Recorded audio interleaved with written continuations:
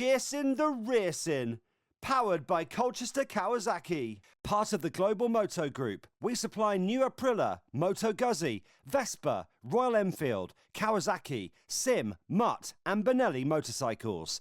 3, 2, 1, and welcome back to Chasin The Racin, episode 166. I'm delighted to be joined by Lee Jackson. How we doing? Yeah, all good, thank you. Yeah, good to be here. How's your day been? We're all in the Bennett's family today. We've been invited out to go play on motorcycles. It's been a right giggle. Yeah, it's been a good day. Obviously, you can't complain riding motorbikes in the sun and at my local Cadwell Park. I'll tell you what, the timing of this has worked out brilliantly for you two, mind, isn't it? So when is the Cadwell round? So next round's Thruxton, which is like 2 weeks' time. Once this podcast goes out, and then I think it's another 2 weeks, something like that. Yeah, I think, is it not back to back, Thruxton, or we got a weekend off again? Weekend off, I think. Yeah, I think it's, yeah. It clashes with the classic TT. Oh, sorry, I'm trying to remember the dates myself here there. So but anyway, we'll talk about that a little bit later on, kind of thing. So this is obviously the track that, hold on, you know inside out. You were like lap record holder last time round, isn't it? Yeah, that's right. I mean, lap record these days aren't really, they are good, but everything's changing all the time. So I had it luckily for 4 years. Things didn't go to plan in 2021 for myself to keep that, but I had it from 2017 to 2021 where Peter Hickman stole it, which is also a bit of a local lad, so it's not so bad. It's a hell of a thing though. Like every time you walk into the cafe and there's a big plaque up of you of the fastest lap and like two-wheel lap. It's like it is a hell of an achievement, isn't it? Yeah, it's pretty cool. I think Cadwell is like so unique. They're the only people that really, showcase the lap record. And I think it's just because everyone knows the circuit. It's a bit, it's narrow, it's a bit quirky. And did you feel, knowing that was up, every time you opened the door, did you sort of feel like, that's me? To be fair, I'm the opposite. I'll be the guy just like walking past it and people around me are like, oh, you're there, I'm like, yeah, okay, you're right, leave it. Yeah. But like you say, it's there is loads of riders that are based around here anyway, and even riders that come to the UK often base themselves, because obviously with Honda Louth just being around the corner, all the Honda riders tend to base themselves here.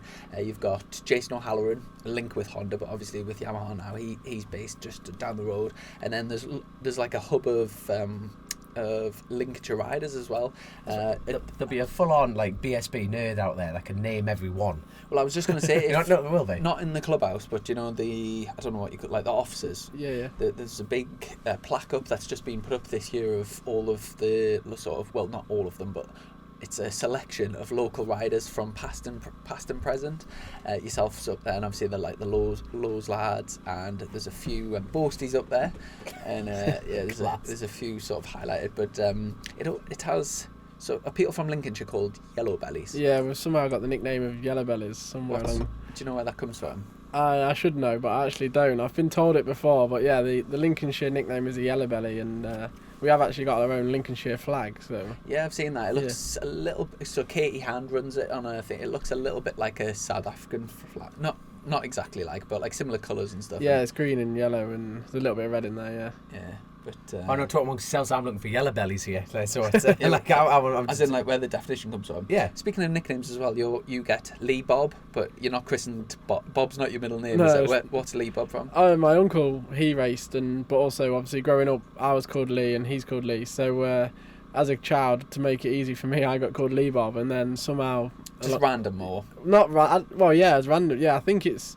I don't know if there's a singer or someone called like Lee Bob, but I just got called Lee Bob as a child. Then the nickname from that escalated out of the family, really. Yeah. I'm still working. You keep talking, kids. Okay. Yeah. Well, because obviously when you first started racing at sort of 12, 13 in the Aprilia Super Teens, that you were like sort of 1 year ahead of me at the time. So obviously we've kind of went through together. So like I know your racing history like really well, but obviously a lot of the listeners won't. So we'll kind of start from the beginning. So from a racing family, obviously you just said your dad and your uncle both raced, and obviously your grandparents were like really into it as well. Does it go back further than that, or were they the first in the family? Mainly my dad and uncle started it. My granddad was into rally cars and car racing as such, but my dad and uncle went firstly on road bikes, and then my granddad was sick of picking them up from ditches everywhere, so he took them racing. But so obviously as a child I enjoyed riding a bike, but my main hobby to start with was football until I was 11. I rode bikes, in the background and had fun on bikes, but never actually raced properly till I was 10, 11 on like pit bikes with moto. Mm-hmm. So That's where it went from. There's something in you footballers here. I think like all these There's not BSB many- top to be fair, teams there's will be not- looking at footballers now. Yeah, there's not many people in the racing world that also play football. It's like almost two. If you had like a Venn diagram, there's not much of an overlap. That's a shame. The That's a shame. Go on. No, I was about to say. Remember when Gary Dunlop set up the charity football match? We need to do some. There needs to be something like that again, in my opinion. What? No, like a football game or something like. Yeah, but something just in daft. general, the sports don't really clash. Like I That's think what I mean, The it's fan bases don't really cross No, I over don't very think much. so. Nah, It's, but you get BSB fans watching a bunch of BSB Might be riders free kicking the breaking shit out of ankles, each other. yeah. You know, like a rugby game or something like that. I think it would be great crack. Speaking of your dad and your uncle, I know they're obviously involved with like the BSB side of things, but they also did like Grand Prix wildcards and like begin the 250 days and that sort of thing. Give us obviously we will mainly talk about yourself, but give us a little bit of a rundown on like your dad and your uncle. Yeah, so I think it was 99, 2000 they went into British Championship, and then like back in the day, I wouldn't say it was easier to get a Grand Prix wildcard, but my uncle rode for Paget's Honda on a 125 and 250, so he wildcarded at Donington Park, I think in 2001. So, and along with my dad that same year, who wildcarded for like my granddad's team as such, because my dad always stayed in the family team. So they wildcarded at the British Grand Prix. I don't think it went too well for either really, but you know the name was out there with some of the best riders in the world at the time. Was it really competitive between Gary and Lee, or was it? I Was one think, definitely better than the other? to be fair, my dad won't mind me saying this. My dad would always tend to, if Lee was doing well and my dad was struggling, sometimes he'd pull in and watch Lee. And then, 9 times out of 10, Lee might fall off. So that was both their races ruined. But my dad always, probably was better than Lee in the wet, but Lee was a bit more of a determined rider and he crashed a lot more than my dad, to be fair. So there was probably two aspects of, either one of them had a better characteristic than the other. So Mush them together, we would have had a GP star. I'd say I am a little bit of either one of them. My dad was pretty smooth, pretty calm, and then my uncle did have to have a crash, but he'd always push 110%. So Yeah. I do try and see myself moulded as one of them. Yeah. Yeah, fair enough. And in terms of the crossover from them racing to you starting, were you? And I know as a child you were obviously going to be in the BSB paddock, but at what point was there like a gap after they stopped racing that you started, or? Not really. I mean, it was 2007. I kind of was looking to get into racing, and at that point, my uncle was still in Superstar 1000. So, 2007 race of the year at Mallory, I had to go on a Aprilia Super Team bike for the first time, and then that followed on to the next year where I joined the Aprilia Super Teams. But 2008, really, my uncle still was racing quite competitively at British Superstar 1000. So my dad was his mechanic, so I mainly went and helped, and well, I didn't help, I watched really. So 2008 was a bit of a bit and bob year, but I managed to get myself, there or thereabouts in the Aprilia Super Teams. But the main break for me that year was the very last round. I think it was Donington Park on the Saturday, and then Sunday was Mallory Park, and I think Thundersport switched the events round to get 2 rounds in, and Right. I was meant to go on holiday with school that weekend for like a Spanish trip or something, but I decided that I didn't want to go to Spain. I wanted to go race my bike, and I feel like that was like my best weekend of that year, even though I hadn't raced much, and it kick-started me then for the following year. Because that's where like our paths overlapped, and I weirdly remember this. I don't even know if it was like Facebook. It might have been before Facebook, but it would have been like Bebo or something. But we actually spoke before. So like somehow you found out that I was doing Super Teens the next year, and I remember you sending us a message and saying, "Oh, like Mongol races and whatever." And so when me and my dad first turned up for Super Teens, we got this bike and bought like tyre warmers and stands and stuff, but we'd literally never been to any of the circuits. We didn't have a clue about any of it, and my dad couldn't get the tyre warmer on, and your mum came over and like showed him what to do. And then we see like the next weekend or whatever at Snetterton, my dad was like, "Oh, there's that woman that like helped us," and obviously we ended up being friends like ever since. But yeah, it's that year obviously 2008 was like your learning year, and then 2009 I absolutely smashed it. That year was so competitive. So we had Matt Davies coming over from Australia at the time, who was kind of trying to follow in the footsteps of Casey Stoner. He'd dominated everything in Australia, so he came over.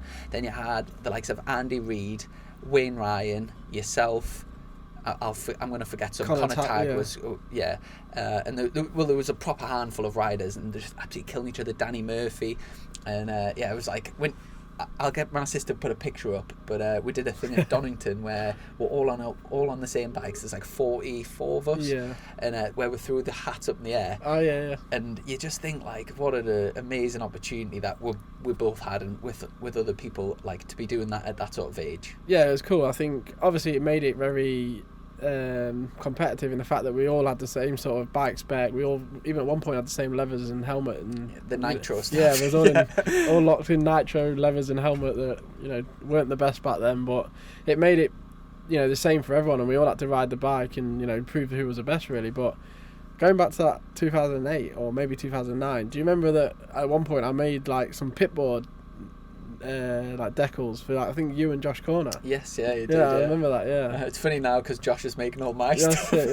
Yeah. Josh actually kitted my whole garage out with he designed it and then sent it over to Gareth at XL Signs, and then we all just like had an all-nighter and got it all kitted out. But Josh actually sponsors me now. Oh, nice. With his loads of cheddar. Loads of cheddar. Yeah, very kindly helped us out, and but it's great how like we all started as kids, and then we're still all friends, and same with like Tommy Mountain, who was racing against us both and then sponsors us both. That's it. Yeah, which is cool. So what was like the time like transference between pit biking? How long were you on a pit bike before you jumped into super teens? What was probably like so back then the pit bike scene was like, the one I did was like the winter series, so it's mainly like the end of the year series. So I think I did like 2 winters, and then the same winter I was like 2007 winter I did that year, and then went on to the super teens the following year. But pit biking is something that I've stuck with purely from back then. The memories of riding my little pit bike at Wilton Mill, it's something that has gained my racecraft to today really. Because I was like, you were saying that obviously it wasn't that popular then, it wasn't so accessible to get a hold of pit bikes. The pit bike scene's just gone mental, especially over the old COVID there. It went through the bleeding roof, man. And then, is it dying off a little bit? Sorry, this is a bit off subject to your career. I'm just thinking like talking about pit bikes now. Yeah. It's definitely a big part of my career. But yeah, the pit bikes back in the day, it was mainly the Chinese pit bike that everyone had, and we all had pretty much the same thing. It was but these days now the pit bike scene, there's so many variations. There's so many people that brought different bikes, and I think there's been a bit of a lull because there's no one. I don't know. It seems like we're struggling for tracks in the UK anyway as it is, but then the pit bike scene's getting crossed over with like Ovalis, and it's just got a little bit out of hand, I think, at the minute. I think there just needs to come back in line and bring calm down a bit. I know you're both like quite have been quite involved with that sort of paddock. I don't know much about it at all. But do you know, if you were to have a child, like if you had a kid now who was around the sort of 10, maybe say 9, 10 age, you've obviously got the choice of pit bikes. The thing Ovalis, is it Bucci's? Yeah. Bucci's. You've got that with pit bikes, metro kits. Which route would you pick to then, with the goal of like making them into like giving them a good career in bike racing? Which route would you? If you had what? For that's me, that's a hell of a good question. Not actually. If you're going to have a kid, what would be the best way and the quickest way to do it? I think I don't know, like, because for me, I think growing up on a pit bike helped a little bit, because when I was first getting into, fast forward a little bit, into 600 racing, riding a pit bike with the likes of Richard Cooper, Barry Burrell, like at the time I was 15, 16, and they had obviously had a lot of experience, so getting battered around by them boys brought me on a lot, and the undertaking, the overtaking, it just brought me on. But I think now I think I'd want to put a kid on a pit bike, because realistically they're not the best, so you got to learn to ride something that's not brilliant fast. Yes. Then the step to Ovali, but obviously time to come, things are going to change. I think, did you have a Metch kit? Yeah, see, I never had a Metch kit, but I tried a Conti, which was something similar, and I didn't like that. Purely, I think it must have been the 2-stroke vibe of that at the time that I didn't like. So yeah, I think there's just a lot out there at the minute that's got a bit out of hand, and I think for me I'd go pit bike route first. And I think, if obviously I can't guarantee my son or daughter's going to like bikes, but a pit bike is something that you can pretty much buy once and keep for life. Like, I've had my pit bike 15 years, and it's like triggers bruised. That's it now. It's in the garage. It's been black, white, red. It's everything. So it's had 7 frames, 18 wheels, 20,000 bearings. It's done the lot. It has, yeah. So and going on from the super teens, that 2009 year, right into the last race of the season, almost won the championship, and unfortunately just lost it by the skin of your teeth really to Wayne Ryan that year. Yeah, that's right. Yeah. And Wayne Ryan, for those that don't know, Does that still hurt? The exhale in your breath there was like, yeah. No, I cried on the day. I'll let that one go there and then. Good lad, Yeah. good lad. For those that don't know, Wayne has got it would be a good person to get on the podcast. He's got a great story of his own. Of he was actually adopted, and it was the family that he was adopted into. Their son was riding a mini bike, like a mini moto, and they gave Wayne a go on it, and he was just a complete natural, won straight away. And then they put him into the Super Teens, and he was straight at the front, and then he won. And after winning the Super Teens, he then had a fantastic opportunity with the Racing Steps Foundation, going over to the European Championships. And unfortunately, that dream didn't happen. It was a little bit with. So I know we should have him on as a guest, but what particularly went wrong at that point? You know, that acceleration of a story there. You know, you're thinking, well, you got to Europe, and then a bit like, what happened in Europe?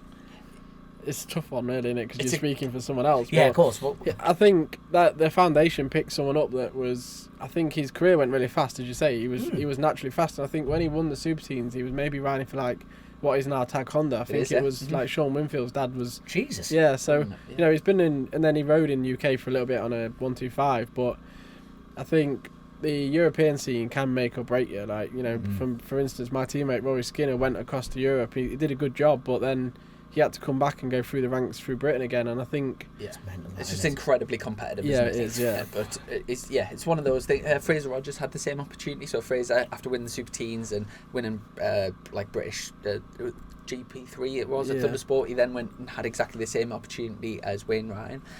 Same with John McPhee's been through that. I'm trying to think who else has been racing steps. So Rory has, Kyle, I think Dan Jones in Superbikes now, he's done it as well, and there's been a few people, yeah. But are you talking like, you know when you get these opportunities, because obviously, you know, you lads deserve these opportunities, but it's like, are they like lottery ticket moments that you're in the right place at the right time, or you know, did they have connections? To be fair, I was in the selection.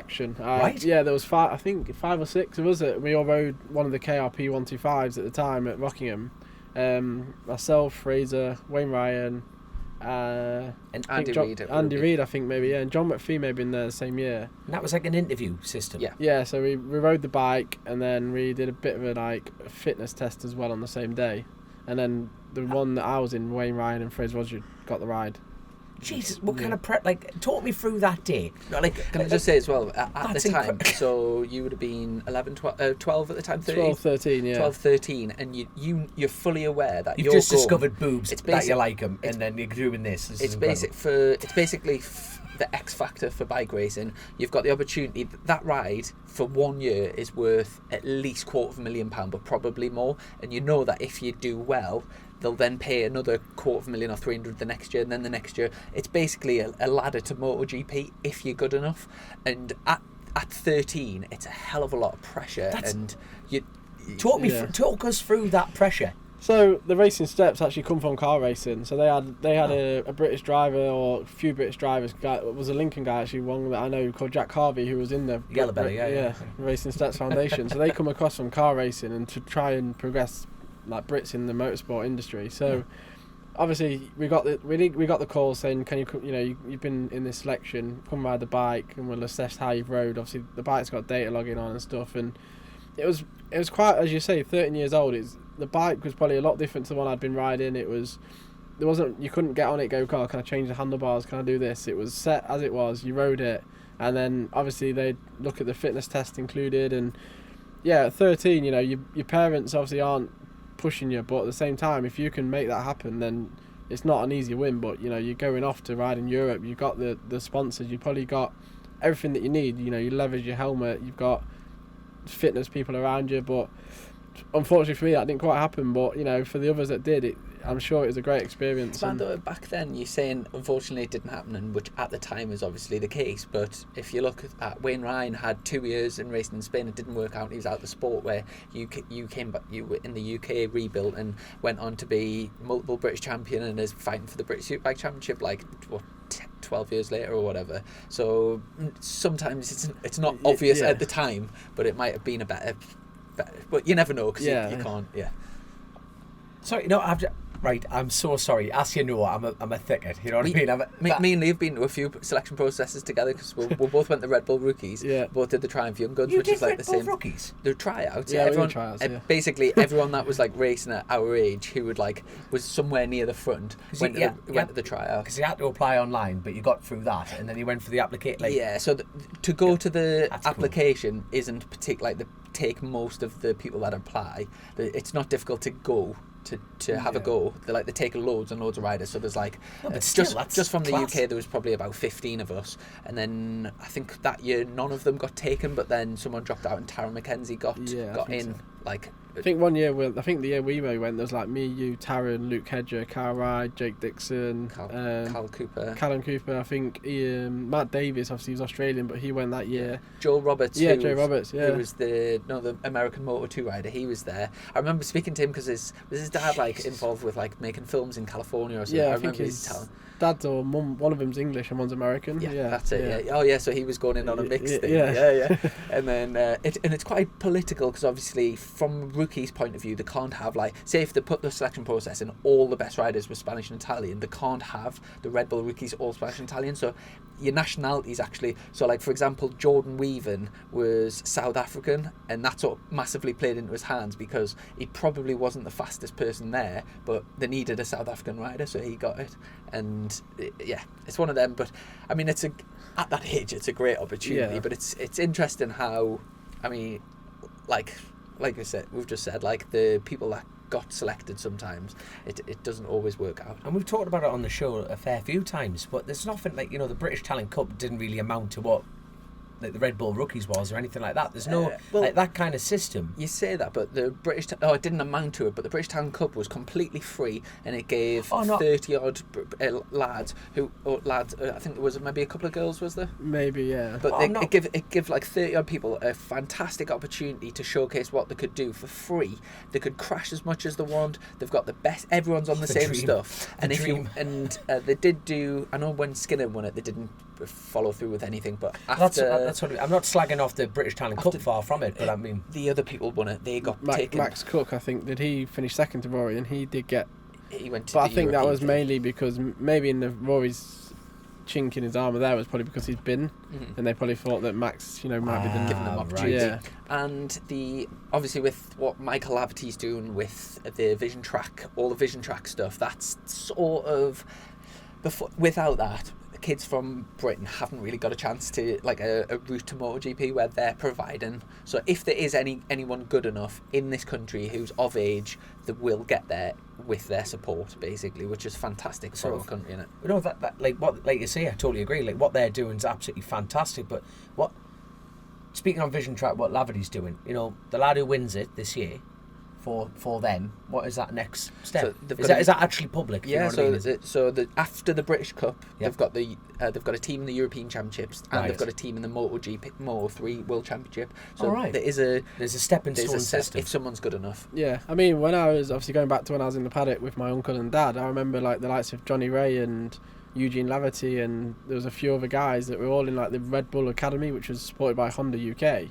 And that was a stepping stone back then, which took them to British Supersport, British Superbike for Honda UK, and then obviously that's been a stepping stone then to Europe for them guys. Thanks for getting us back on track to your podcast, because I ended up just going off on a tangent. That's the point of the pod, it's cracking back then, do you know, when you were a kid going around on your BMX and BSB, at what sort of age did you think, one day I want to be doing this? I don't know. I don't think it was till I was more at the point of riding. I think I used to be the kid that, honestly, the Alpine Starman that was in BSB back then for Johnny Ray, Michael Laverty. I mean, he'd have his van here for them guys, and I was a little kid on my BMX, my woolly hat on. I'd be like, mate, can I have some knee sliders, please? Oblivious to what I was going to use them for, but the hype of having an Alpine Starman with some knee sliders. And to be fair, when I first got on a 125, I still had this guy's name and card, and he did actually give me a few sets of gloves, but it was never really till I was probably at the point of Super Teens that I really thought about my racing and what I wanted to do next. And I think, to be fair, my first 2 years in Super Teens weren't brilliant. Obviously 2009 was good, so I worked at it, and that was when I was like, okay, now the next step is a 600, and then obviously moved on from that, really. And and going from after Super Teens, stepped up to GP125 in your own team, black and orange bike. You've still got that as well, haven't you? Right, yeah. That's so cool. I think everyone that rode the sort of last era of the 125s, it's everyone's dream to like have one in it. That'll appreciate so much over the years. Yeah, to be fair, the first one that I raced was actually my dad's boss, his dad. It was his bike, and it was actually a 1995 like frame to start with, and then we obviously upgraded it up and did everything to it, and then I did actually buy a second one in the later half of that year. So that is kind of the reason why we kept it as well, because it's got a bit of sentiment to us. And you had a chrome bike as well. Was that just a one-off livery, or was that a full bike? That was a one-off livery at Brands Hatch at the very final round of 2011 actually, and Peter Hickman had the same on his Superbike, which I don't think you'll like me reminding everyone, he flipped. Yeah, I remember that. So do you know, coming out of Surtees, you go over down the back straight, he did a big stand-up wheelie, went for the back brake and then didn't have one and just totaled the bike. It was a Tyco Honda. Yeah, Tyco Honda back then, but we was both sponsored by a vehicle wrap company in Lincoln, and we both had a chrome bike for the weekend. Yeah. And my bike managed to... Lee, hold on. Peter Hickman, not the Crasher Hickman. Imagine that. Oh my God, that'll be YouTube footage. Yeah. Hickman will never speak to us again, but it's 100% worth putting it on. 100% worth putting on. And after, I think it was 2 years in GP125s, they then stepped up with Chris Walker, Kawasaki, onto the 600, Right. and the... Can I just put in that? That's because someone beat me to the... me and Chrissy went for tryouts with the Triumph Triple Challenge, and we both got through to the last three, because there's a guy, Adam, so I can't think of his last name, we all got to ride a Triumph at Thruxton, North Gloucester round. Yeah. And then obviously Chrissy got selected for the following year, so I had a new plan to go into stock 600, which wasn't really my mum's biggest choice and like the biggest fan back then, because it was a bit of a chaotic class, but... Didn't turn out too bad in the end. Yeah, that's another thing where, you know, when we're going through about these opportunities, that at the time it might have felt like a disappointment, but it was kind of the best thing that ever happened to you, because obviously the following year, and you'll have heard me mention this on the podcast numerous times because it's such an amazing stat, but that first race of the season, you got lapped and you went on to win the championship that year. And for anyone that's doing stock 600 at the time, now, that sort of gives everyone hope, doesn't it? Yeah, I think Jake Dixon won at Brands Hatch Indy and I got lapped, and I remember coming in and my dad being like, oh, okay, it's gonna be tough. Yeah. But yeah, it's quite incredible, really. Do you know that? So that race is also interesting because it was one of the only times where a team's done 1, 2, 3. So it was Jake Dixon's first ever race in stock 600. He won it, and then James Rose, isn't it? James Rose and James Lodge, second and third, and like I say, and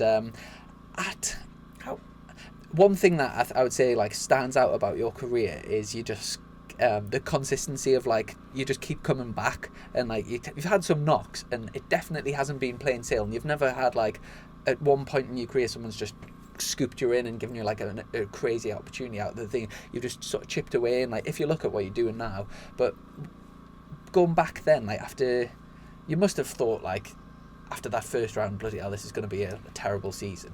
Yeah, I think the biggest thing that year was it was a bit of a bonus. Chris had his Chris Walker race school, so I was obviously racing, but then at the same time I was riding a little bit in the week, we're helping instructing at the time. There was maybe a ZX10 that I'd jump on, and it was mainly to go out on the crash bikes that the customers had just crashed, so I'm there jumping on these bent bikes, I'm it's alright, but I think the fact I was riding every week helped progress my riding. I think when I got to round 2 was Thruxton that year, and I finished 15th, then round 3 I was 10th. And then round 4 was World Superbike Donington, and I finished 4th in the race, but someone got disqualified. So I'd actually got on the podium, but I didn't get to stand on the podium. Different, yeah. So it was the year progressed quite nicely, and I actually still have that bike, and I didn't crash the bike once all year. The only crash I had all year was at the race school, where someone crashed going into the hairpin as I looked in the rearview mirror, and this bike's coming at me and took me out, and I took the biggest bang to the head, luckily not knocked out, but...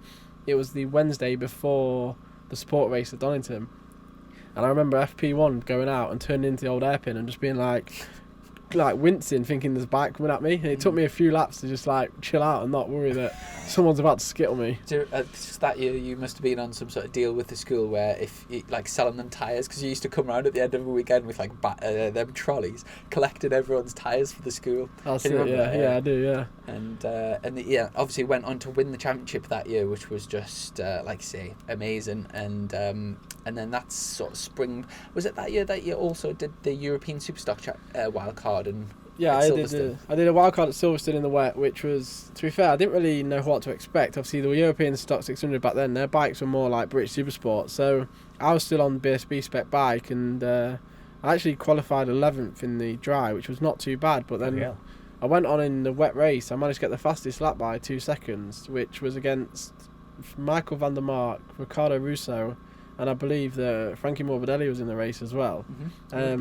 He thinks he knows fine well. He's got it printed out on the wall. On the podium, there was you, Van der Mark, and Russo. Yeah. So I didn't really. The race got reduced to 5 laps after a red flag, and I passed Van der Mark for second into the chicane because it was the wing was the start and finish straight back then, and I didn't realise it was the last lap, to be honest. And Van der Mark took my front wheel out of my hands basically across the line, so it was a bit of a big move. And after the race, his team boss come over and he was like, "Oh, sorry about my rider. He's a wanker," basically. Really? Yeah. So just like having a laugh and joke. And then later in the year, after finishing top 3 in BSB, Pirelli paid for the top 3 of Stock 600 to go and do Magny-Cours.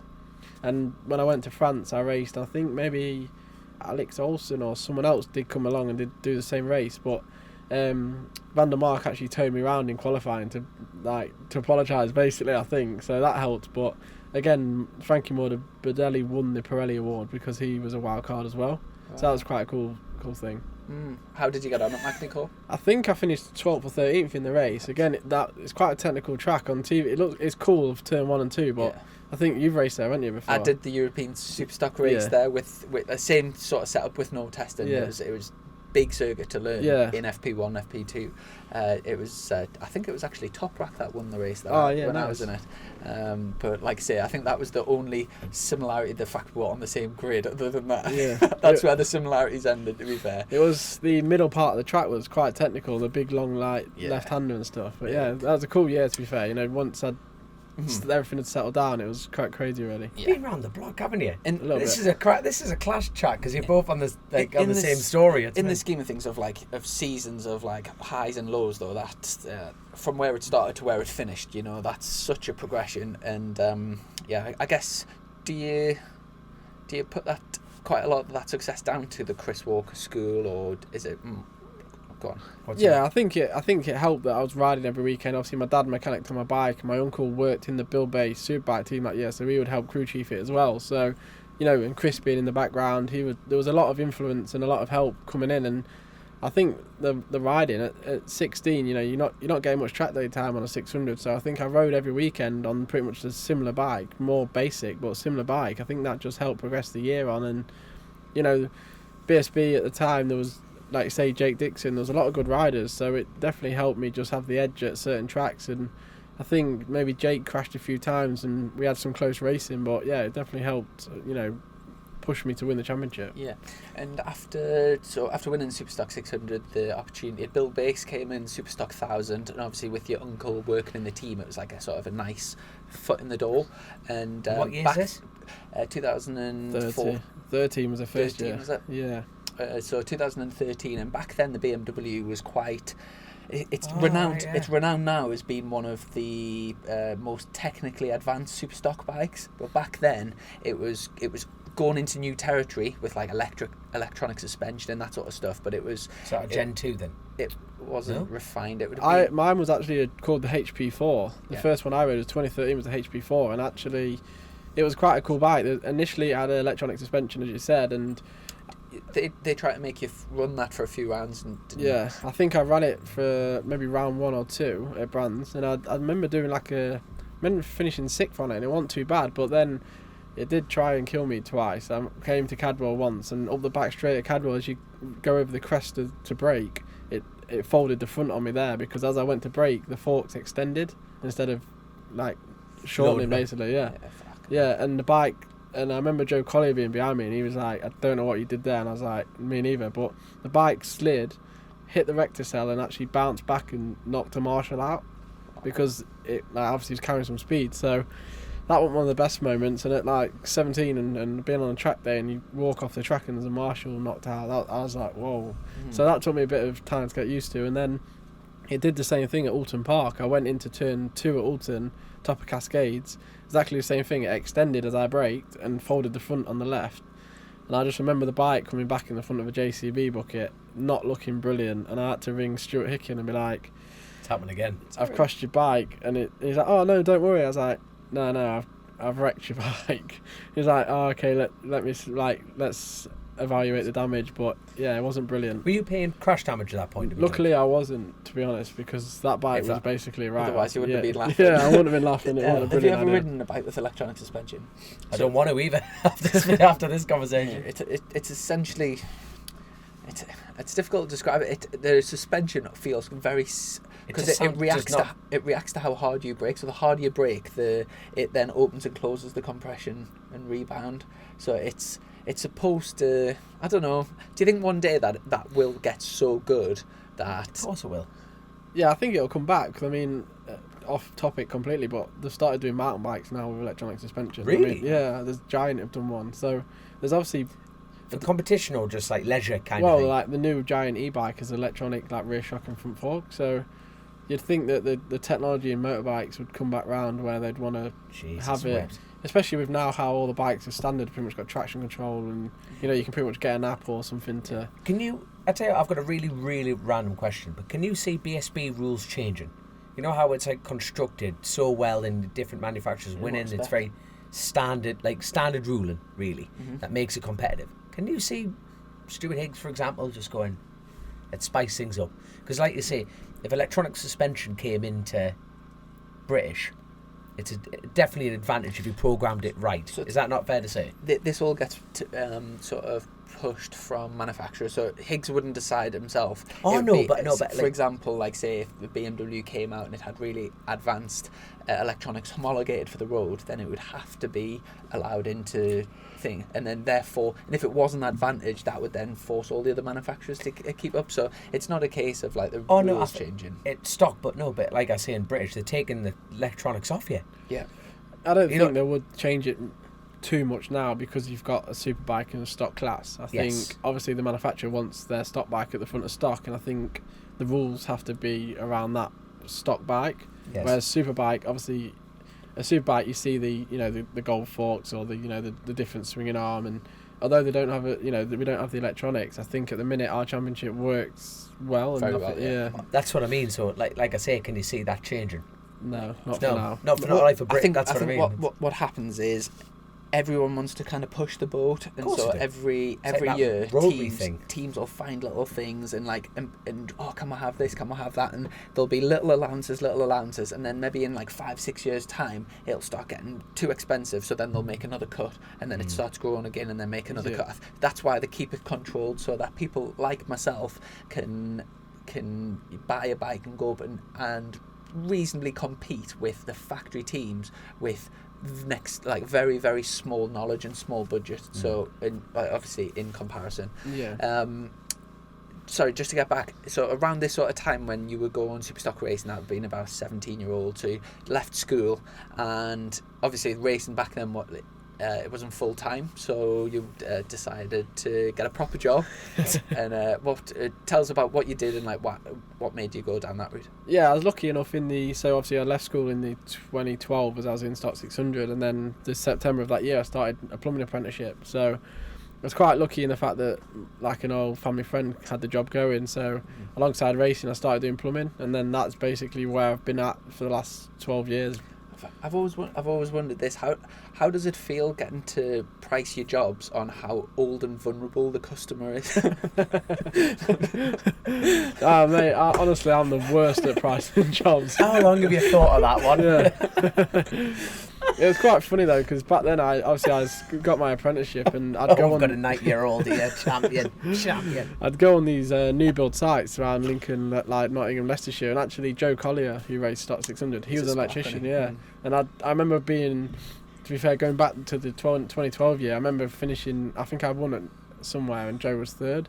And I remember him coming to work this next day when I'd obviously come in, and the guy I was working with was like, "Oh, sorry mate, you can't come in here. You was only third," and he like didn't know what to say because obviously you wouldn't expect just some random guy to say that to him, but. I was just there in the corner like, I'll just carry on doing what I'm doing down here. He's another one that sort of, over the last few years, has sort of fallen by the wayside. You know, he was as good as any of us, I would say, coming through. At times, like, he's sort of lap record holder, you know, top rider, but just hasn't seemed to keep the what's the word?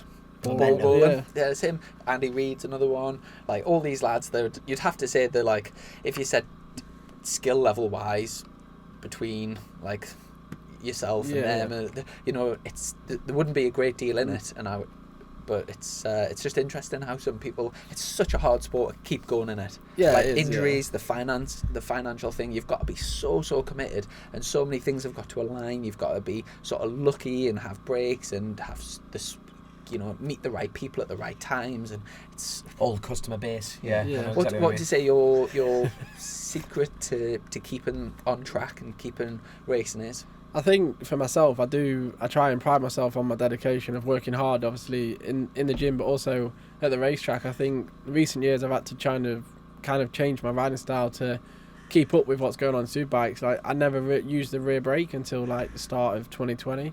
And even just using the rear brake, like bringing that into your riding to keep on top of your game, and, you know, up in the gym work, up in the off track riding, I think that's all obviously accounted for it. And for me now at the minute, I still work alongside racing like part time, but not as much. And I think that's another factor that's just giving me that extra couple of percentage to help me fight week in, week out.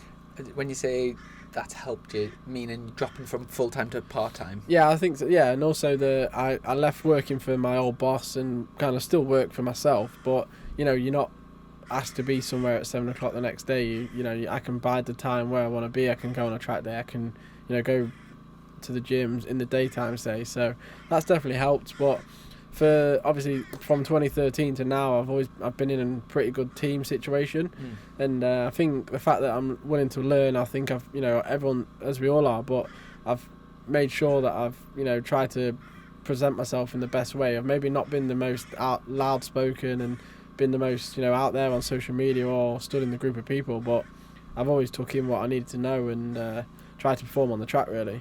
Where it counts. Yeah, basically, yeah. By the way, which is working. I know we sort of glossed over it at the beginning of the interview, but obviously we mentioned we're here at Cadwell and we've all been on the Bennett's track day, which it's actually the first time I've done a Bennett's track day, and obviously we were just talking to Dom there before, and that's the first time I've actually been on my bike away from BSB. So like, I've not done track days or anything on it, Spanish testing or anything. First time I had to go on it was at the official BSB test, and then it's just been BSB. So it's actually been really nice to like just ride and like not think about like setting the bike up and suspension and like times and all that sort of stuff. Just I had the same tyres on from the race at Brands, and just being on there. I mean, that was a X, which is supposed to be like a qualifying tyre. It's done 20 laps at Brands, and then I've done 5 sessions today on it, and it's been, I mean, obviously it was going off, but it's like going off. Yeah, it's going off. There was it's more nice. Black lines in there than a tarmac as pants, man. It's nice to just ride your bike, isn't it? And just maybe like understand it in a different area where you're not fully focused. It's just nice to just ride in a slightly different manner, really. Yeah. So going back to the racing, so after stepping up to a stock 1000 and doing really well straight away, like 70, you got rid of the electronic suspension and went to Bitubo back then, because Hawk were the Bitubo importers. Yes. That has over the last few years switched over to PR Racing, so on the BMW, build-based BMW it was back then. It was back then, yeah. And go through your super stock history, because obviously in and out a few times, but... Sorry, before you answer that, I'm trying to think, what championships have you won up to this point? Stock? Just stock 600, stock to be fair, yeah. Sorry, you've done really so much in this little interview. I'm trying to think. So I won a pit bike championship when I was... That's 2. Happy days. All right, carry on. Yeah, like you were saying about stock. So 2013, I had a pretty good run in that season. I think I did get one... Did I get one win? Maybe got one win at Thruxton that year. Can't remember. Maybe Yeah. not. Maybe not that year actually. I maybe just had a few podiums. I had a podium here at Cadwell, second. Then following year, Just quickly touch on that. That was the race that Tommy Aquino won that race. Tommy Aquino won, who sadly passed away like a few years later. But American lad came over. He was racing for WD-40 at the time, and it was his only Superstock win, I think, wasn't it? Yeah, it was. Yeah, to be fair, it was. I think he gelled with the circuit, being a bit more like the American style, and he had good pace. I remember the race. I think I was battling with. I can't quite remember who it was, but I was slowly catching the gap. But Simon Andrews, yeah, I think, maybe, right? yeah. And then, but he was just like long gone up the road. But yeah, that was a good race. And then that year, Danny Buchan was in and out maybe of the championship, and then I think Jason O'Halloran was still in it that season. Then 2014, stayed the same team, slightly new bike, slightly different characteristics to the HP4. And then I was basically in contention for the championship fight with Danny Buchan and Jason O'Halloran, which all year long was a pretty intense battle, and various other people. Took a fantastic race win at Thruxton, and it just came down to a last lap battle through, do you know, Church? It's like the fast right-hander coming onto the back straight, and I think it was Jason leading at the time. He went completely sideways, but pinned in. It would be in fourth gear, just complete. And the tyre had gone, and then Lee got the jump on both of them, and took first maiden win. And obviously to be battling with them at that sort of stage of your career was brilliant.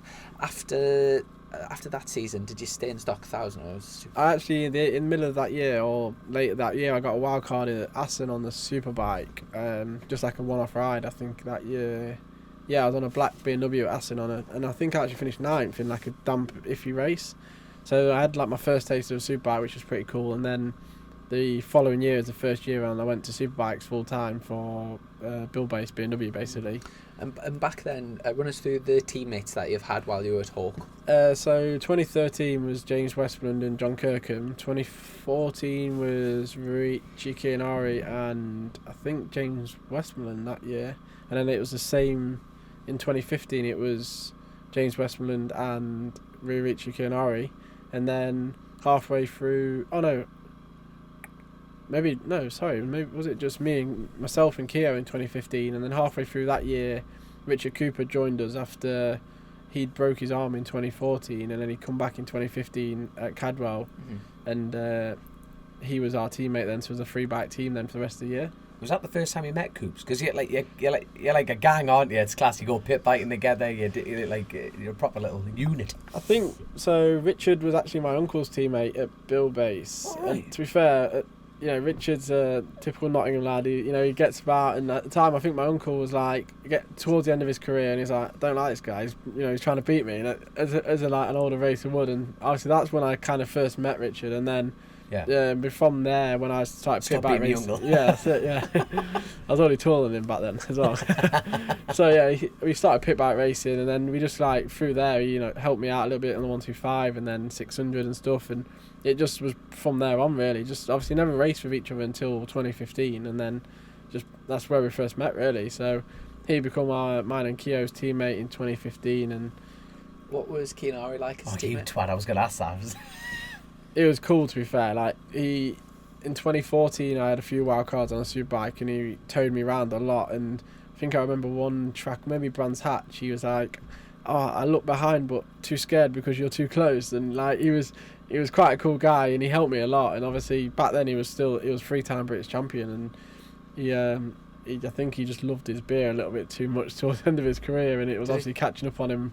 I like the tab, didn't he? Yeah. Was he a secret smoker as well? Oh Christ, I think he was, but I never saw the smoking side of him. I just saw the secret. drink. Yeah, of course. But yeah, he did like his drink, and he was a good teammate, and he was a nice guy. Yeah. Did you ever see him like absolutely smashed? Yeah, I remember we went to the TT in 2015 or 14 on a private plane, one of his sponsors, and he got absolutely battered. Was there for one day, and there was in the beer tent there was like a beer chart of like how many beers you've drunk, and he was like, his face was gone, he was on his tiptoes like, look, I've drank this much beer, and it was just so gone. But he didn't care. Like obviously at that point I think Stuart Hicken was in the paddock with Michael Dunlop, but he didn't care. He was like just gone. And then he went to see the Mugen guys, and then he was trying to be all serious like and trying not to be pissed, but it just was not easy. Yeah. He was a funny character, and like, but so cool off track as well. Like, he loved his KX500s and his flat track bikes, and he had like a CR125 that he'd let me ride as a flat tracker, and that was pretty cool. So it was like, yeah, it was a nice, like, down to earth guy behind the scenes. Mm-hmm. You know, like, you know when you were getting towed off him, like, at what point did it sink in that I could beat him? Did you ever feel like you could beat him? You know what I mean, right? What was? Yeah, I think there was a couple of times. I think at Brands Hatch, I remember towing off him, and I was like, not out of control, but I was like a bit out of my depth here. But I just dug in for the qualifying lap, and then like at the next round, I'd do the same, but you're a bit more in control, and then. Maybe he was having a bit of a bad race. Well, in 2014, I don't think he had a bad race until the last round when he broke his collarbone. But he definitely inspired me, I think, because he was so smooth and the bike didn't get out of shape too often. It just helped bring me on without really, pushing too hard. During the time that you're at Hawk, obviously Hawk are big players in the road racing world. Which was that like Michael Dunlop? Who else has ridden for them while you were there? I think it was just mainly Michael. I went over to TT while Michael was there, 2015. Was that your first time on the rock? 15 maybe was, yeah. I think it was, yeah. So that was quite cool. And obviously Michael's obviously a serious guy, so I stayed in the team lorry but got out of the way. But it was just felt so different going to somewhere like that and being in the team with someone that's riding. It was quite cool, and getting to know Michael as well. What did you make of all the road, like the TT and all the road racing? I enjoy watching it, but it doesn't draw me in to go race it. Right. I don't know what it is. I do enjoy it, but even like stood at the side of the road, I get like the buzz, but then at the same time, I'm like, when the worst comes out, the red flag, it's like that feeling is just so different to like BSB. BSB, you see a red flag and you think, oh, there's oil on the track. Yeah, or it's not too bad, is it? But the TT, that feeling when you see a red flag, is just a bit. Yeah. Is the Northwest never taking your fancy kind of thing? I think if he's going to race one, it'd be the Northwest, but I'm not at a point where I want to go race the Northwest yet. Yet? Yeah. Exclusive on Chasin The Racin, your kids. Your mum will be listening. Yeah, I know. FS3. She'll be waiting for you when you get home with a bat. What about your uncle and your dad? Roads was never on the cards for them, kind of thing? No, I think my uncle said at one point, I think he said in his like good years, he said if I'd maybe had the chance, it maybe would have been there, but neither of them have really looked at doing the TT or roads. Do you know, all the way through, especially before you got into proper established teams and you were like a family team and stuff, you'd have had both your dad and your Uncle Lee sort of feeding you information and helping you.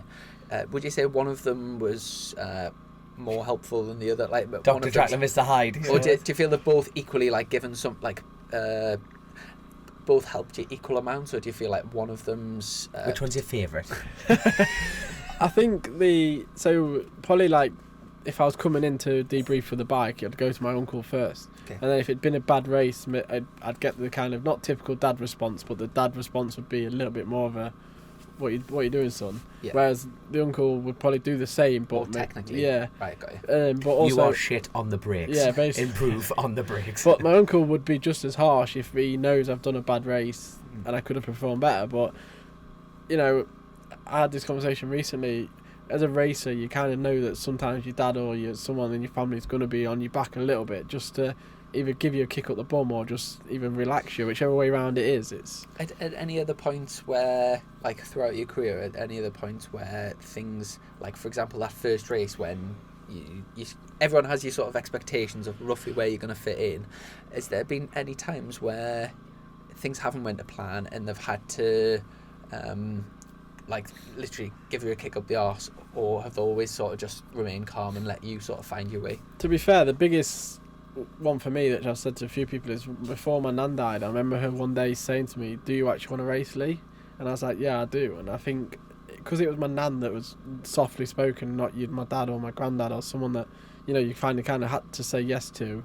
I think the fact that I said yes to my nan, but like in the few months before she died, that was like I know in myself I want to race, and that was one thing that really made me then work on the next round and making sure I made it happen. So there's obviously, I think with my dad and uncle both racing, I think there's been rounds where they've really knuckled down on me quite a lot, but over the last few years I think they can see that when I've had a bad day, I know I've had a bad day, so that they don't have to. Yeah, they don't have to just dig it in. I do remember you losing your grandma. I remember like it was quite like an emotional race interview afterwards.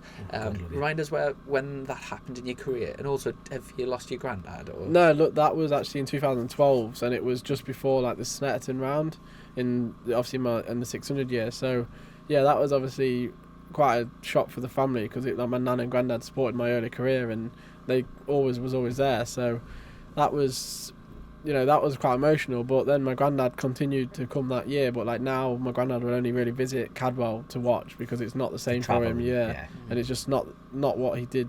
He's always done it with my nan. So obviously that was a bit different for us. But I think my nan was the woman that's just them words just helped me somehow, or just taking that in just really helped me that day. Obviously before that, did you have any thoughts about packing in?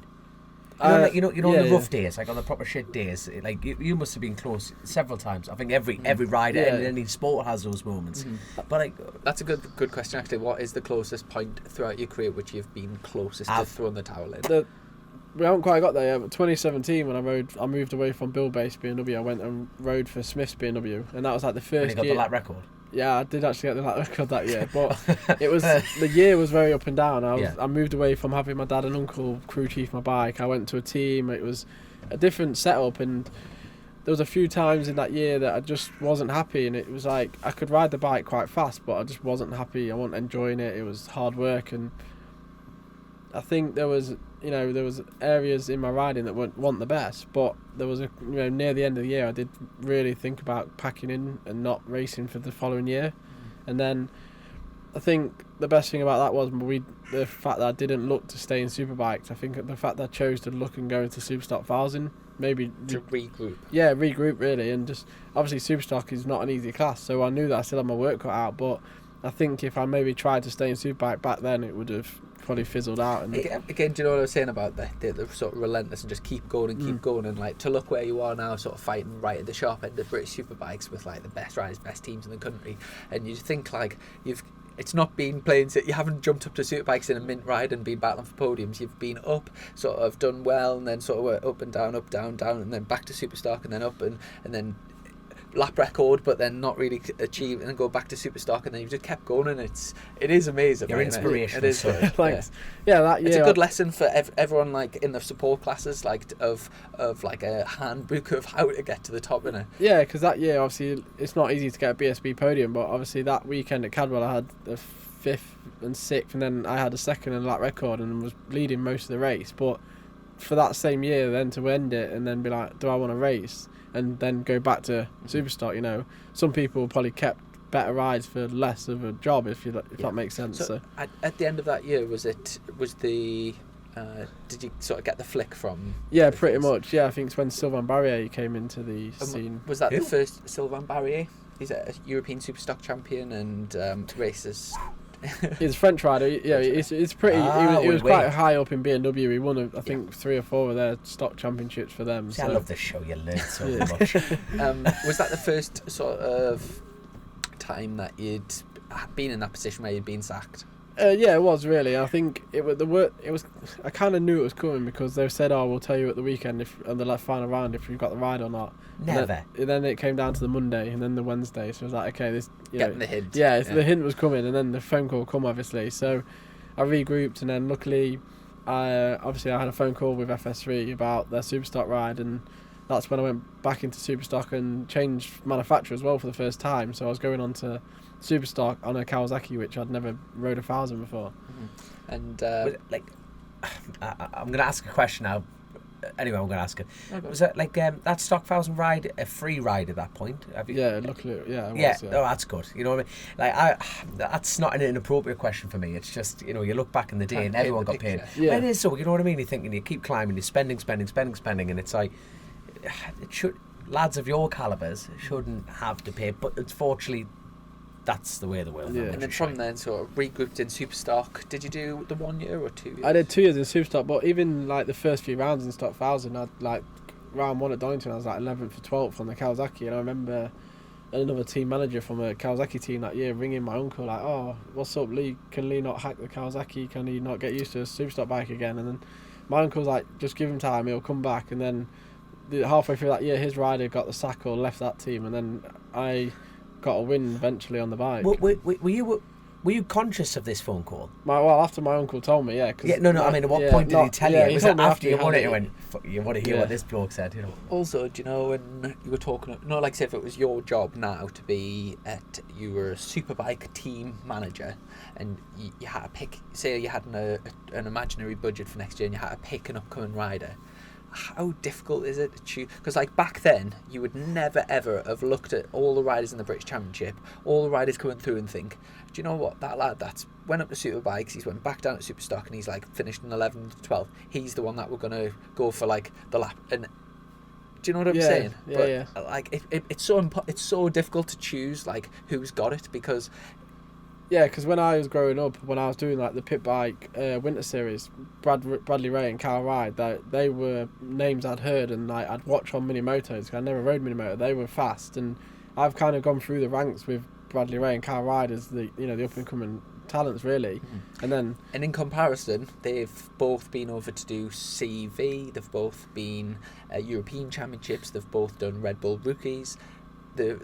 You would have to say they've had a lot more opportunities than yourself. Yeah, maybe so. Yeah, and I think, that on paper, you know what I mean? Yeah. Yeah, on paper they probably have, and they were always the two names that was obviously getting bigged up really, even before the likes of Taron. Taron was never really one that was getting bigged up initially, because at the time when he was younger, he was tiny. His super team days were awful because he kept falling off in the paddock and. Yeah. To be fair, even in Red Bull Rookies, out of them three, Bradley Ray shined the strongest. Brad was winning races, but he was dominating at times in Red Bull Rookies. Kyle was sort of mid-pack, and Taron initially was towards the back. Again, you wouldn't have, out of those three at the time, you would have definitely picked Bradley Ray to be the one. Yeah, definitely. So obviously, for me to, luckily keep my ride where I have, it's been, a privilege really. But when I went back to Superstock, I knew that I had to work hard to get myself back to, if I wanted to be in Superbikes, I had to work hard. And then 2019, Kawasaki brought a slightly better improved bike out, which helped matters a little bit. And then again, I was fighting for the championship in the following year, which you was involved in with Richard Cooper and Taylor McKenzie as well. Yeah, it was and a few. I think you got the Alton Park lap. Alton and Snetterton that year as well. Yeah. So it's and then obviously back up to the Superbikes. Few years now with FS3, and a few years. How many? 2 years? 3 years? 2 years in Superstock, and then 2020 was the first year on Superbike. So no, this is going into the third year. Yeah. Third year in Superbike. Jesus, Gold Watcher, you man. I know. Yeah. Ancient me. Way not. And, I've had again some great times, some not so good times, but at this season, it's going absolutely fantastic. Obviously, the Yamahas are looking quite dominant in general in the championship, again. But aside from the Yamahas, you'd have to say yourself and Skinner are the next sort of the two regularly giving it to the Yamahas.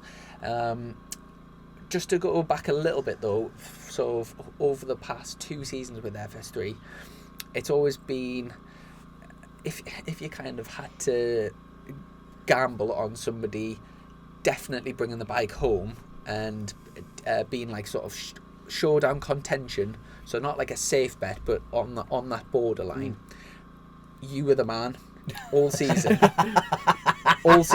until Sorry, the showdown. The delivery of that was awesome. The last few rounds, like say last year when you just missed out on the showdown, all year you'd been kind of around the sort of 9th to 5th mark. Showdown came in, we're just seeing a different Lee Jackson. He was right at the front, elbows out, aggressive, looking like he was going to win races. And thankfully for yourself and for your team, you've taken that into this year as well. What was the psychological change that? Because obviously you're the same person, you've got the same bike. What changed? Yeah, I think so. End of last year, I think the obviously first year is not number one rider, but being the older of the two riders. Previous years I've had Danny Buchan in there, or obviously when I was with Kianari, he was the older guy. So obviously I had a fast teammate last year, and I think maybe the point of let's try getting the showdown maybe got to me some rounds, and I maybe just tensed up and not quite rode how I should have. So like you say, I was pretty consistent, quite knocking on the door, but never maybe was fully elbows out and on the podium. So got to close to showdown, we got slipped off on someone's water. We then had an engine failure, so a few things didn't go our way. But then as the showdown was out of our hands, I think, the team said, well, just go out and prove yourself, basically. And not that I'd been riding probably any different all year, but maybe the just lack of pressure, just released that from me. And my bike's been good for quite, last year the bike was good, and this year I've improved it again. So I think the lack of pressure at the end of the year, and then finding a bit of a flow, and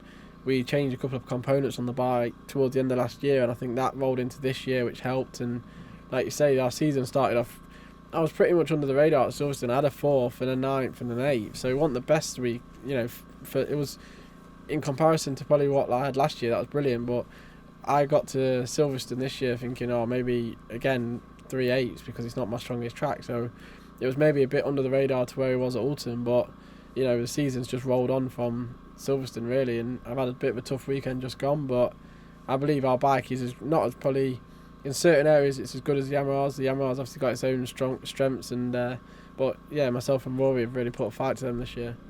And do you feel like having Rory as your teammate and that competition has helped get the best out of you? Yeah, I think it has. Obviously, he's now the next youngest guy in Superbikes that's probably looking to maybe go elsewhere. So, he's definitely Moto2 choice and stuff like that. Yeah, he's got his Moto2 wildcard coming up, so he's definitely got the talent. And we both have the bike probably set in different areas, but it's both bikes are working really well in the areas we've got them, and the upgrades we've had this year is really working. So obviously he's trying to beat the older guy in the team, and obviously I've got to keep the younger guy behind me as well. So a bit of that's working in both our favours, and obviously we're both 3rd and 4th in the championship and been on the I think we had a podium at every round in the team until this weekend just gone.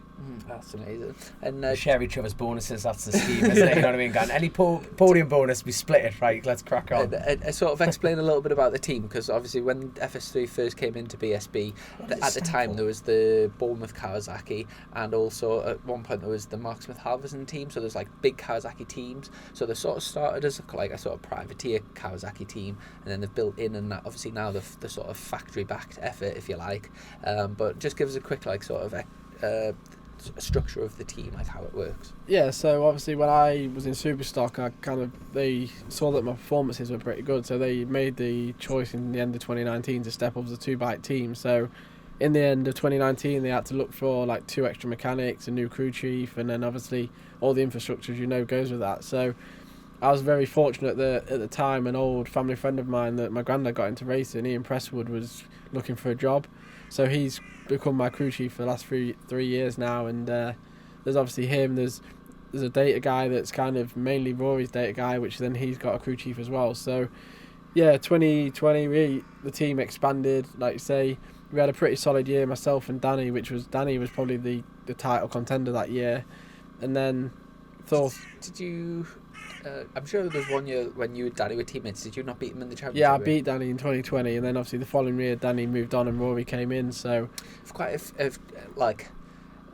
in lots of ways you've kind of been under the radar a little bit, because like for example that year lots of people would probably, like you said, had Danny as the sort of title contender, but like the fact that you beat him in the championship seemed to go a little bit unnoticed, would you say? Yeah, I think what helped me was maybe the form from the Superstock. Obviously I was on a confidence boost, everything was good in Superstock, and I just got on the Superbike, and it was basically a new Superbike to me. I'd not rode a Kawasaki Superbike, so it was almost a completely new bike. So I got to grips with something new, and then I can fine tune that, where Danny was coming off the bike that he had last year that hadn't changed very much, and obviously my crew chief had come from Honda and Yamaha, so we had new ideas to throw at the bike. So we worked a lot in our own direction that was a lot different to Danny's. So yeah, it probably went unnoticed, but obviously then the following year it carried on a little bit. Maybe it didn't go as well as what the start of this year's gone, but the team has progressed massively in the fact that now we've got a big title sponsor, we're the official Kawasaki team, and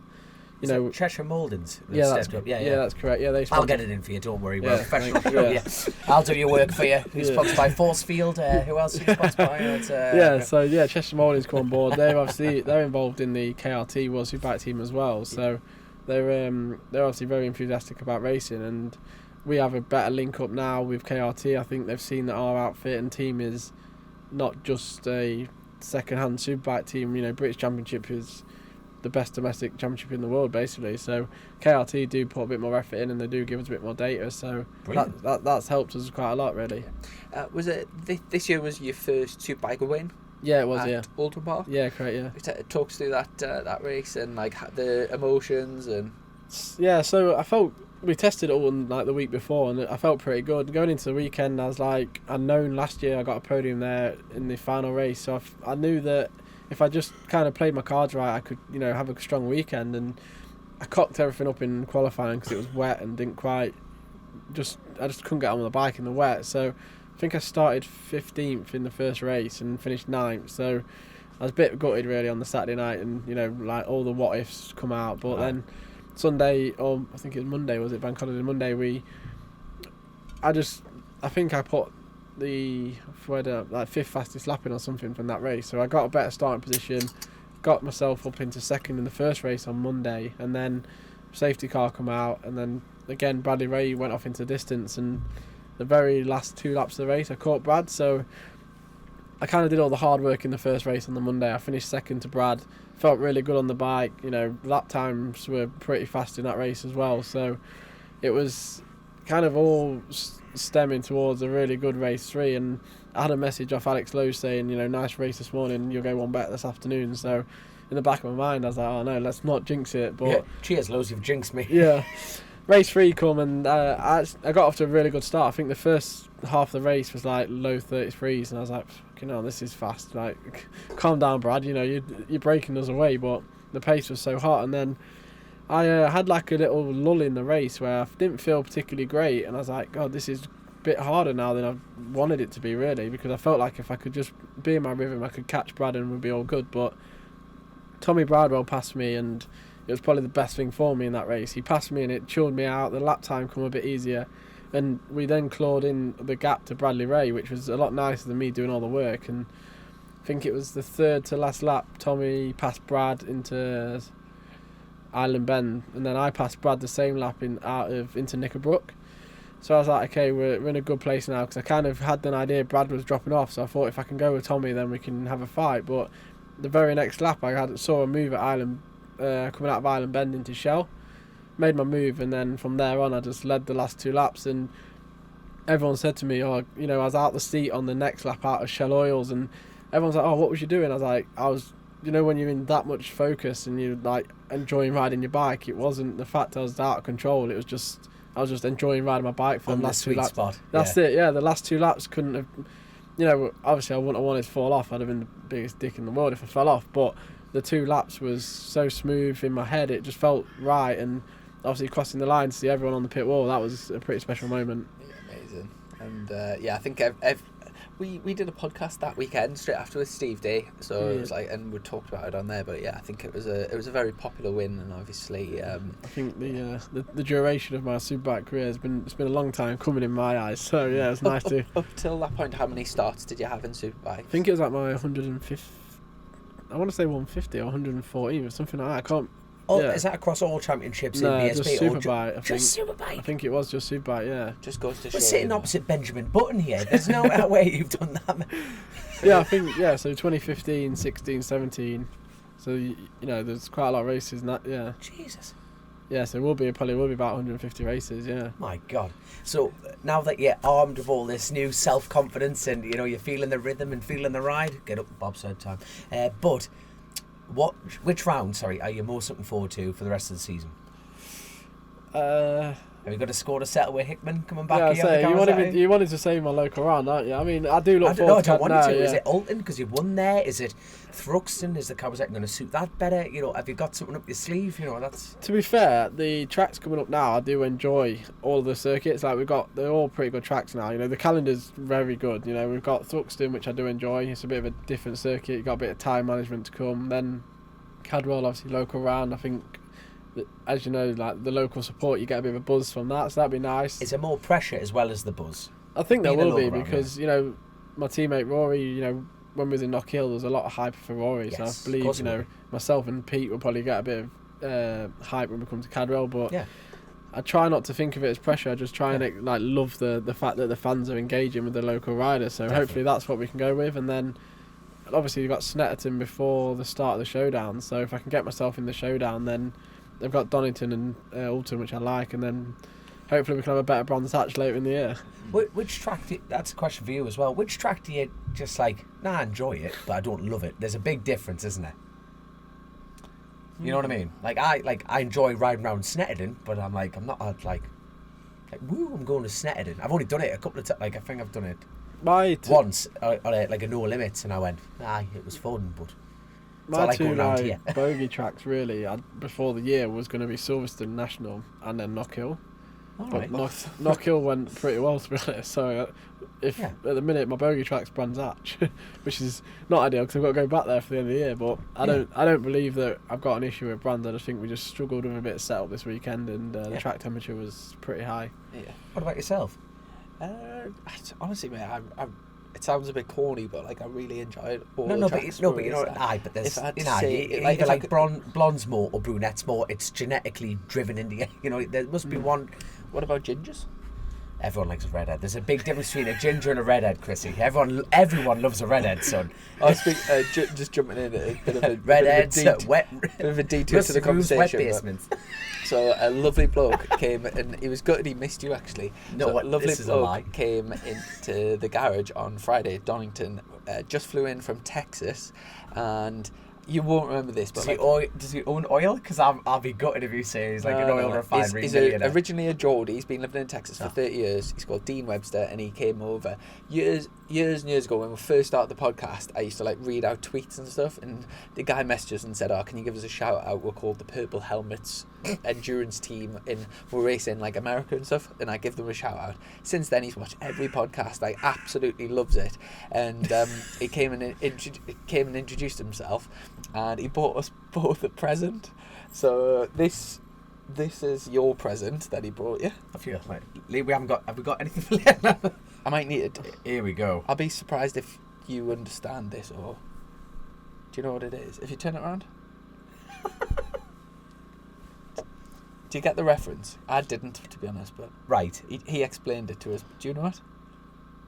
No, and I feel like a dick for not knowing. You know what I mean? Here we go. So it's right for our audio listeners. I'm looking at a black T-shirt with an American Golden Eagle on it and everything like that, and it has Dixie Chopper, the world's fastest lawnmower. Yeah. So can you remember? Hold on. That's the guess. Do you know the? It's a reference to you. So can you remember ages ago you said your ambition in life is to have a ride on lawnmower? Yeah. So that's a reference to that. That's a great question. Go on. Sorry, carry on. For me, he brought it ages ago. I once mentioned that do you ever watch Motor America? Yeah. Do you know the person that presents it? I can't remember her name, but she's red hair. Yeah. Like absolutely stunning. Redhead. You see how you changed? You went from gingers to like a redhead is hot. Like you know what I mean? Maybe like a year and a half ago, I just mentioned the fact like there was like this really fit presenter on Motor America. Anyway, look, so he's got us a signed picture. I can't even remember her name. It's Kyle Wyman's missus. I can't. She's a redhead. Yeah, he got us a signed picture. How cool's that? That is class. That is signed to Chrissy. Remember when Tony? Chrissy, good luck. And then what's her name? I can't remember. That is so cool. Yeah. There you are. I feel like that's that's You're getting pride of place. I put it there, and every guest that comes in, going, who's that? That's me mum. But yeah, it just goes to show it's mad how we're sat here. There'll be people listening to this in every part of the world, like some really random places. But yeah, I very much appreciate that. I tell you what, thank you so much for the presents. Honestly, thank you so much. And like, part of the story was like, when do you know you've made it, and what's your dream ambition? And for me, I would love a fridge that dispenses ice. Right, and I want enough grass to cut with a sit-on lawnmower, and he wants "fuck you" money. You know what I mean? Like that was like the reference, wasn't it? Yeah, I think so. Yeah. Yeah. So, what about like what would be the ultimate dream? That's my honestly that for me. When I've made it in racing? No. Like, you know what? Like this, we're all living in the moment, and at some point this will stop for us. You know what I mean? That's life in general, and we're just riding the wave. But kick back. And for me, sitting there going, you know what? I've got a house with a fridge that dispenses ice, and I cut me grass with a sit-on lawnmower. You're like, I've done all right, with the added backstory to it. What about what's the crack for you? With me Dixie Chopper. I think, I don't know. Not that I'm like wishing to have kids, but I think if I could have a son that would love to get into motorsport, I think just sitting back and watching them either ride their BMX around the garden or their little PW50, that'd be pretty cool. And whether they want to go racing or not, just having that little.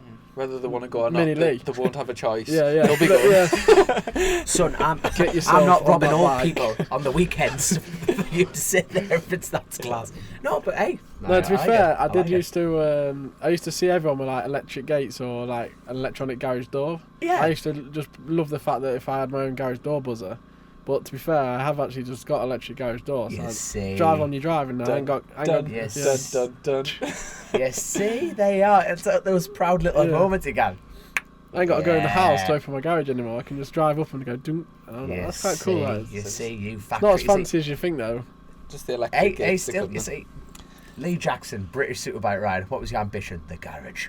They are awesome, mate. Absolutely awesome. So, we've had a great day at Bennett's. We've had a cracking interview here, but I'm just trying to think. What's the game plan? What is the game plan? So what's left on the calendar for British? So you've got 7 rounds to go. So after the next round, Thruxton, Cadwell, Snetterton, and then the showdown starts. Yeah, that's right. Right. I was about to say I've missed one because this month's. Oh no, sorry, we've had 5 rounds, 6 rounds to go. Yeah. So that's it. So Thruxton, Cadwell, Snetterton, and then the showdown is really compact. Can't remember which order. It ends in Brands, and then it's Alton and Donington. I think it's Alton, Donington. Yeah. Alton, Donington, then Brands. Fantastic. Where are you currently sitting in the championship at this point? Currently 3rd at the moment, I think. Mint? Yeah, it's not bad. I had a bit of a tough weekend at Brands. The gap before Brands was 26 points back to 4th, and it's now 13, so it's not horrendous. It's still a pretty nice gap, and then it's another 4 back to 5th. So it's quite a good gap, but I'm trying to find like some timber here. But do you know another card game where you can stick or twist? Do you know if this was in practice, if you could stick or twist on your current championship position, would you stick or twist? Do you know that reference or not? Yeah. Against what? Against like, so if at the end of the season, if you could confirm that you're definitely going to be in the top 3 of the British Championship, or are you going to twist and have a go at winning it? Well, but with the chance of coming 6th or 7th. Yeah, I had this chat like 10 minutes ago. She said, what's your goal this year? And my first thought was top 3. Yeah. And she said, what about winning? I was like, I kind of undersold myself there. Obviously, I want to win the championship, but of course, no. That's a very honest answer. I would stick currently because obviously the dream would be it'd be nice to get top 3. And everyone's at Hatch end of the year, stand top 3 on that podium. But obviously, if I don't see why I can't get into showdown and fight hard from Alton, Donington, and Brands at the end of the year and not be fighting for championship. Class. Got a long way to go. Yeah, we got another we got 9. What is it? 9 races before the showdown starts. Do you know? Long way. Yeah, it is. Yeah. Do you know, looking back on right now, looking at your whole career, how satisfied are you? I was about to say, when's this question coming in? I love this question. With what you've achieved so far, obviously everyone could have said, I could have done this better and I could have had this break or whatever, but so it's go on, out of 10. Out of 10, I mean, I'll go 8 or 9. I mean, it's not bad. I think the BSB win was a topper, but I don't want one win. I want to, obviously as anyone, I want more. So I want to try and get another win before the end of the season, if not a couple. I don't see why we can't at a few tracks. So yeah, I think I did pretty well in Stock 6, Stock 1000. I did pretty much what I could, barring win the championship. Superbike at the minute, if I could get top 3 to win the championship, then I'd be pretty satisfied. I think coming the way of maybe wild cards or trying other options, I think maybe that's a bit of a 2 out of 10 because I've not really done a lot of that. I think there's maybe been 2 opportunities that I could have maybe took, or tried. I think there was a chance I could maybe rode the Pedicini World Superbike recently, but I'm in a bit of a patch where I think my bike and my season's going pretty well. I don't want to jump on something new and different and just wreck the confidence I've got with my own bike at the moment. Well, you regret the things that you don't do in life. Is that the world's element? Do you reckon? But it's great to have that. You had such a confident answer, going, no, balls to that at the moment. You know what I mean? But would you? I think you're doing the right thing. I think no, definitely from a career point of view. But have you done worlds? I've done the European Stock 6. That's it. And I think I would love to do a world championship race, but I think at the minute, as you say, like to getting Brits into the world again, you know, that like Taron obviously last year was going to look to go to World Championship and didn't quite happen. So I think if we want to get back to a few more Brits or new Brits in World Championship, I think you've got to go and showcase yourself at the best opportunity. Yes. I think, yes, you can showcase yourself on something that's not quite as good, or, you know, maybe something that's not the same package, and you might look even better, but I think there's more of a risk of damaging yourself and not really getting the opportunity that you thought might come of doing that opportunity. So at the minute, I think I would like to go that way. If there was a possibility to ride a Pachetti Kawasaki, or, you know, the dream of maybe Alex or Johnny become injured one weekend and that chance did come, then obviously I'd snap the hand off at that opportunity, which is obvious. But I think if you were going to do it, you'd want to do it properly, like tests. Yeah, and I don't want to be big-headed about that. I just think at the minute my season's going pretty well. I've had, you know, the one tough round, but I'm happy with my bike. I'm happy with my team, and, you know, I can pretty much know I can get on my bike and be fast and competitive, where I don't want to go and knock my confidence and try and learn something new for the sake of just that one weekend. Do you think, obviously Skinner's going to have 2, maybe 3 wild cards in Moto 2, obviously going around totally different bikes in different championship, but at a higher level? Do you think that's gonna, if you had to predict, do you think he's gonna come back a stronger rider at BSB, or do you think it could dilute his focus? And do you think are you pleased that he's going to do? Are you going to be? 2? Yeah, dilute. Yeah, that's a good question. Do you see it as an advantage, the fact he's taking his eye off the ball, or do you think, shit, he's actually going and riding against some of the best riders in the world, and he's going to come back and be even stronger? I think, like you say, it's a higher championship or higher level championship, so I think that will be, for his riding aid, that'll probably improve, or maybe gaining a bit of experience. But it's one of them, it's before and after a round, in between another round, so it might hinder his focus at British Championship. But, you know, it's tough, he's still young, and if that's the route he wants to go, he's got to give that opportunity to go this year to make sure he knows for next year. So, do you know, the honest answer is maybe it will hinder him, but at the same time, he's young, so he might not. Is it quite obviously everyone wants to beat the teammate. It's like a big thing. Everyone, it's no secret in racing. In terms of like how your self-esteem, if you like, on an evening at racing, would you prefer to be, like, say, second but behind Rory, or 5th but Rory's 10th? So like I love it. Good question. Yeah. I think that's any team. I tell you what, I'm going to actually soften this up by answering what I would do in that situation. Go on. 100% him in 10th and me in 6th. 5th, really? 100%. Like, you know, that's my answer. That's not against Rory. That means teammate, piss off, I'm in front of you. No, I get the teammate thing. I think if you get caught up in just wanting to beat your teammate all the time, I think you end up defeating yourself. And I think there's 30 riders on the grid that you've got to beat, not just your teammate. So you'd prefer. I think if I was second to Rory's win, then I don't mind that. Obviously, the little kick of your teammates won, but I still finished second. And I think you'd rather take 20 points to 10 points as well. And that's actually a bit of a too detailed answer. And but there you are. Congratulations, you made me look like a dick. I think that Dominic, you don't seem to be a team player, son. It's like, but I'm honest.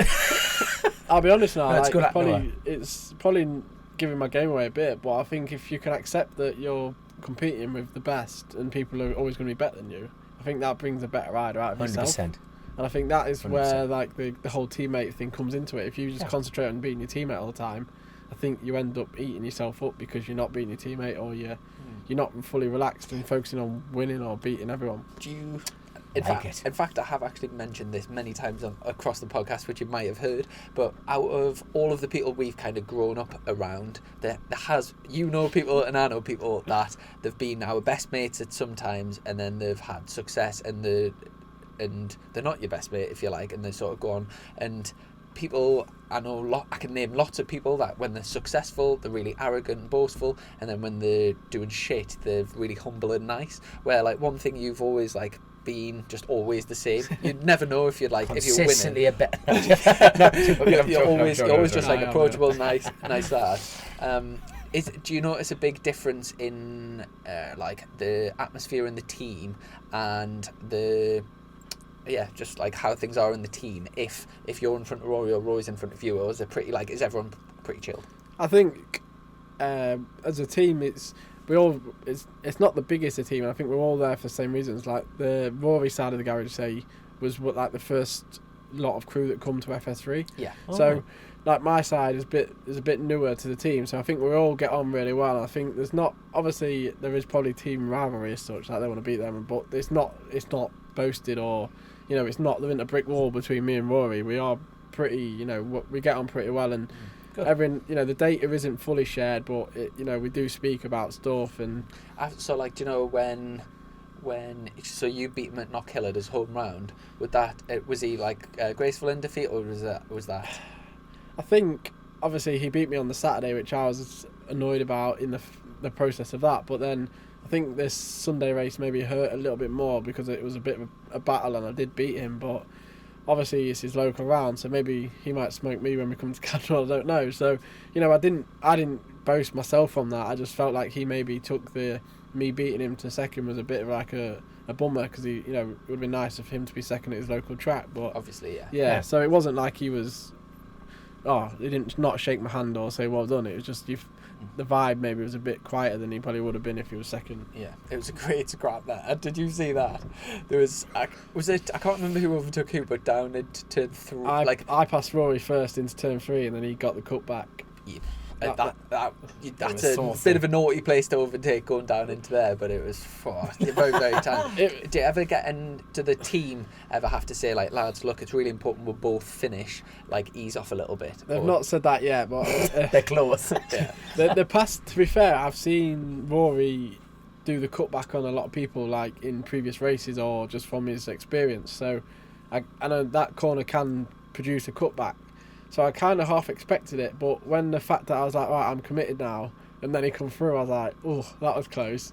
And it's like the fact that I was like constant throttle and I ran a bit deep into dirty stuff, it like unsettled me slightly. So I knew I had to commit fully to passing him and stopping him mid corner the next time. Yeah, and in terms of not in terms of like a rider being involved, but just as a fan of sort of British racing and wanting like young British talent to do well, obviously having Rory's opportunity in Moto 2 is like really good for the sport in this country, and I would say out of everyone in our category, he's probably got the most sort of suited style to Moto 2, as in like backing in, like a very much a sort of Spanish, Italian, like a European style about him.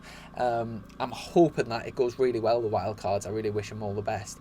How do you think he'll get on? Yeah, I think his style is still quite 600-y, like he loves a lot of corner speed. He always drags his elbow. His elbow is always down. So in the respective like a Moto 2 style, a lot of them boys run a lot of corner speed still, and I think he'll go alright. I think in Moto 2 though, there's going alright, and then there's being in the top 10 as such. So close. I think he might do a good time, but he could still be last because they're so close. So it's just about, I think for him it'll be about not letting the time or position defeat you. Just put your riding against their riding, say, and because look at Sam and Jake, they've been in it a few years now and they can still have a tough session and be quite far down the order. So great comparison. When you compare it against Jake, and I think those, he was meant to test a few weeks back but missed it unfortunately. But he's got Silverstone, then he's got Austria as well, so they are two quite different tracks. So maybe the variation in track might bring a little bit more to it for him. It's obviously good having his local one at Silverstone. He goes well there. I'm just getting the Patreon questions up. I've seen them come through here they are. I've got a few of them. I'll scan through them and pick the best ones but I'll start with Luke. Go on. Oh no. I'll start with Luke. If there was one current rider outside of BSB at the moment who you'd like to see race against in BSB, who would it be? Oh, good question, that's a good that is a question, cracking question. Can we edit that out and say I asked it? Can we just like get Grace to change it now? I think if I could race and be as fast as Johnny or Toprak, like be in the same race as them two, I think it'd be class to be behind Toprak as he's doing a stoppie in front of you and you're just there in awe trying to stop. Boof. Yeah. I think Toprak at the minute on top of his game is be someone to be seen. Yeah, 100%. Good question about Ty Kinton. What, in your opinion, was your has been your best race of your career? That is a good question. I think a lot of people praised me on my win at Alton. I did enjoy that one. Best race of my career, though, I think... Oh, that is tough. I don't know. I had a... I won't say I've had a lot of good races, but you know, a lot of races in stock 1000 stuck out. There's like the race at Alton when you passed me and then I nearly sent myself to the moon out of Cascades. That was quite a good race because that's when I broke that record. Maybe the win at Cadwell, the second place at Cadwell, on the Smith's bike. I think that was like, obviously I've been there or thereabouts, but like I didn't just finish second by finishing. I led a few laps as well against James Ellison. So probably that one. I like it. Got one more because I'm literally heading to Scotland after this. I'll chuck everything in. We're going. Yeah. Lots of people asking about, like, say, aspirations of World Superbikes, and I'll go for I haven't actually read Julian's yet, but I'll go for that. Given that BSB is the best domestic superbike series in the world, and you ride for one of the top teams representing a major manufacturer, does it annoy you that you still have a day job? Cash is king, Julian. He's cash is king, especially when you don't get on the podium at a weekend. No, I mean, for me at the minute, to be honest, the work, I could leave. It is I've been lucky enough this year that my fiance's company, family business, like they allow me. By the way. Thank you. They allow me to like work as and when on their site and plumb the houses. So that is a bit of a bonus at the minute. But obviously, as you know, your mates always need something doing anyway. So I could probably leave it for the rest of this year, and I think, you know, not as easy it is, but now I've had a good season. If I continue this season, that'll probably help me put myself in a better shot window basically for next year. So I'm in a good place this year. I think going part-time but still doing a bit of plumbing is quite nice for me, just naturally, just from what I've always done. But it's not as flat out, you know. I've got track day today, I've got a fitness test in 2 days' time, so it's not like I'm as flat out as I used to be, or having my boss ring me saying, "Where are you? Well, I've seen you at 3:30," and I'm off pit biking, boss. No, good lad. No, it's good to hear. It's the sport needs a future, and if the top lads are struggling to pay bills, you just think, well, you know, let's face it, you know, we all want to be winners, and you know, with winners come a bit of glory and money, don't they? You know, you hope so anyway. So talking of winners, are you going to win this weekend? You're damn right. I'm gonna wipe everyone out. That's the plan. Where are you off this again? Armoy. Don't say that, because obviously, if like, oh no, there's places you pick. Oh, have a sense of humour, Christopher. Jesus. And he wonders why I don't want to do the TT. Oh, for God's sake. Of course you don't wipe people out in road racing. My God, fucking hell. So, off to... But yeah, that's definitely the plan. And then you're on the 600...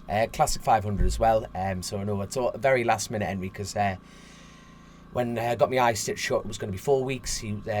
Dr. Matthews was over the moon with how the surgery went. So we just released the stitches, and we've rang up Bill, and obviously... Milo Ward, God love him, you know, he had an accident in Aberdare, which is, he's hurt, he's broke his pelvis, he's had an injury there, so there was a gap in the calendar. Pierre, there's a French rider, great lad, cannot pronounce his name, Pierre got fourth in the, he's riding for Patton. He had a great opportunity in the Classic TT, because he was on the factory Patton Classic as well. He's got his foot really in the door there, deservingly so, but he was riding for the Wilson Craig bike in the roads, but obviously he's injured, he broke his kneecap at Aberdare, I believe, yeah. So, lucky, unlucky. Lucky for me, there was obviously, you know, there was gaps came available, and Bill Kennedy and the Armoy Club have been kind enough to let me fill those shoes. And I begged Fran, well, I tell you, I wasn't begging him, like Fran, because he made plans to go with me originally. Obviously, the surgery got moved forward, and I had to change everything. But Fran, good as gold as always. I said, Fran, can I please pick up the 600? He goes, yeah, no problem. And so I'm going to meet Fran over there, and I'm really looking forward to it, because I had a face like a right slapped arse with literally my eyes welded shut, listening to the 700, and I'm like, this is just torturing me, just totally torturing us. So I'm very, very lucky that I'm going to go be able to ride on a bike. And I know we keep plugging Bennett's on this episode, but we are here today, and I can't thank them enough how this is tied in. You know, so for me to get back on a bike after the TT, I'm very grateful for that. So go there and dish out some portions, like so. Excellent. Well, all the best. Hope it goes really well. And obviously, I'm running late. In a few weeks at Thruxton. Cool. And obviously, best of luck for them. Thanks very much for your time. Awesome. Just quick plug of your sponsor. Sorry, not your sponsors. Your social media. If anyone wants to give me a follow on Instagram, it's at LeeJacko14, and probably check my Twitter out. It's probably my most busiest social media. So that's interesting. Most. That's quite uncommon, I would say. I think not for long. I read a poll on that. I think like Twitter was quite down there. I just don't know what it is. I think I like the link up of Twitter and Instagram. I think for me, Facebook, I'm not as involved in anymore. So yeah, fair enough. And quick merch plug. Yeah, I think, to be fair, not gonna lie, it's a bit of an old top, but yeah, if you check out Blackwater Graphics, they're a great bunch of guys. They've got a full range of Lee Jackson merchandise on the website. They're a busy lot, Blackwater. You know, every time a rider comes up, it's a Blackwater Graphics, they must be busy. Yeah, busy. they Northern love Ireland it. firm, aren't Yeah, they? they are. They love it. Yeah, they're keen anyway, so it's all good. Well, that's the main thing. Well, a huge thank you to our sponsors, Colchester Kawasaki, and Luke sends us regards, by the way. And massive thank you to all of our patrons. Look forward to whoever we'll have on the podcast next week. Happy days. One more question before we go. Can I have the redhead photo? You can take that. Take care. Cheers, lads. Thank you. Chasin The Racin, powered by Colchester Kawasaki. Part of the Global Moto Group, we supply new Aprilia, Moto Guzzi, Vespa, Royal Enfield, Kawasaki, Sim, Mutt and Benelli motorcycles.